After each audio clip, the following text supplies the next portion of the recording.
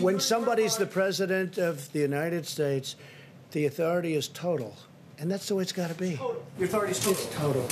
It's total. It's total. And the is governors total. know that. So if a the governors know that. Now you have a couple of bands of excuse me. You have a couple. Could you rescind that order?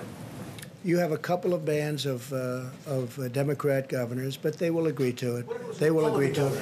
But the authority of the President of the United States having to do with the subject we're talking about is total.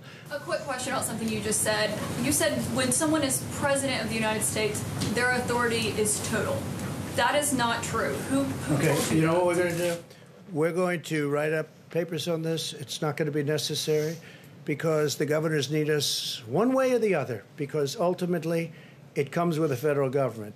That being said, we're getting along very well with the governors, and I feel very certain that there won't be a problem. Yeah, please, go ahead. Has any governor agreed that you have the authority to decide when their state I haven't opens asked back up? anybody, because I don't. You know why? Because I don't have to. Go ahead, please. But who told you the president has the total authority? Enough. And I have to tell you, that is the biggest meltdown I have ever seen from a president of the United States in my career. I don't think a reasonable person could watch what we just saw over the last hour and conclude that the president is in control. He sounds like he is out of control.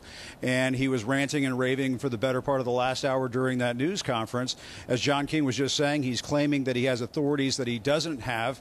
The Constitution does not give the president of the United States total authority. And I thought it was very illuminating that Vice President Mike Pence got up there at the podium and described the president's authority as plenary or absolute. That is not the case. That is a fact check false. But getting to your question, Aaron, I mean, I do think to some extent the president is realizing that the walls are closing in on him when it comes to managing this crisis.